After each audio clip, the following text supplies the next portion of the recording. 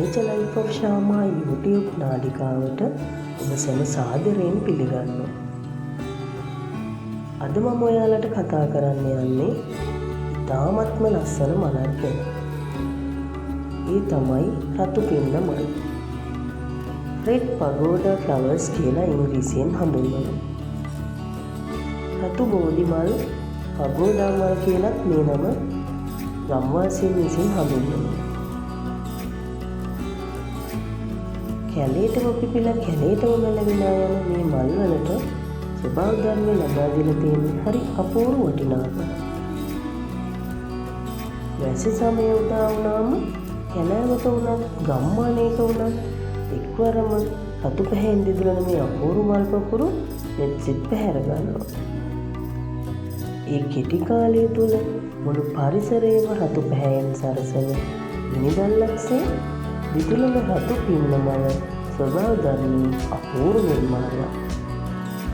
අද අපි මේ අලංකාර මලේ විද්‍යාත්මක තොරතුරු සහ එහි සුවිශේෂී ලක්ෂණ ගැන දැනගමු. මෙම ශාකයේ විද්‍යාත්මක නාමය තමයි Pterodendron paniculatum කියලා කියන්නේ. මෙහි කුලය තමයි ලැමියේසී කුලය. මේ ශාකයේ නිජබිම ආසියාවේ උෂ්ණ කලාපීය ප්‍රදේශ වන අතර ඉන්දියාව, ශ්‍රී ලංකාව හා අග්නිදිග ආසියාවේ රටවල ස්වභාවික වර්ධනය වෙනවා. අද වන විට ලොව පුරා විසිතුරු උද්‍යාන ශාකයක් ලෙස වගා කරනවා. රතු පින්න මලේ විශේෂත්වය තමයි කුඩා මල් සිය ගණනක් එකට එකතු වෙලා පිරමීඩයක හැඩයට සමාන විශාල මල් පොකුරක් නිර්මාණය කිරීම.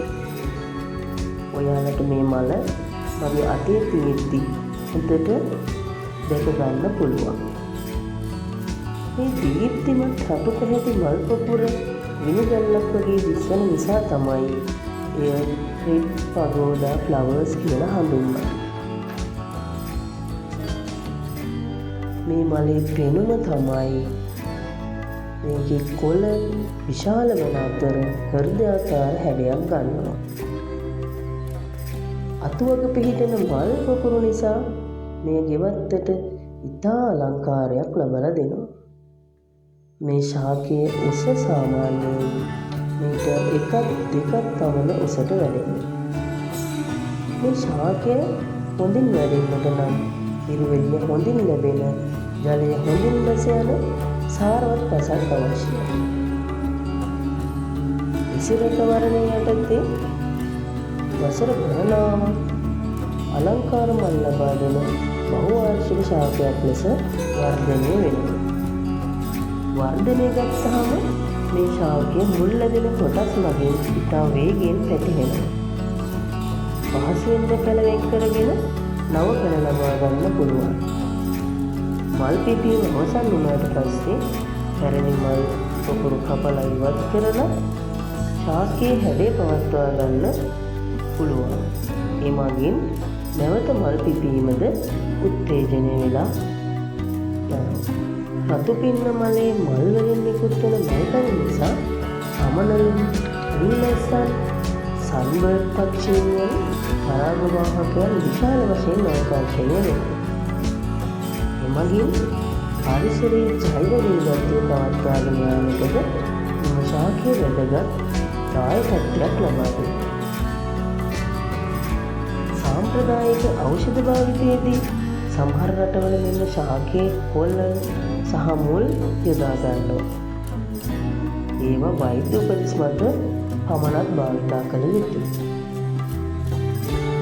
අවසානයේදී රතු පින්න අපට කියා දෙන්නේ ජීවිතයේ සුන්දරම දේවල් සදාකාලික නොවන්නත් ඒවායේ වටිනාකම කිසිදා අඩු නොවන බව. ස්වභාව ධර්මය කියලා කියන්නේ වර්ණ, හැඩ හා ජීවිතයේ අපූර්ව සම්මිශ්‍රණයක්. එය රැක ගැනීම අප සැමගේ වගකීමක්. ඉතින් අදත් ඔයාලා මගේ මේ වීඩියෝ බලලා පින්න මල් ගැන ගොඩක් දේවල් ඉගෙන ගන්නට කියලා මම හිතනවා. ඉතින් නැවතත් අලුත් මලක් ගැන තොරතුරු ඔයාලට කියන්න මම ඉක්මනින්ම සියලු දෙනාටම ස්තුතියි.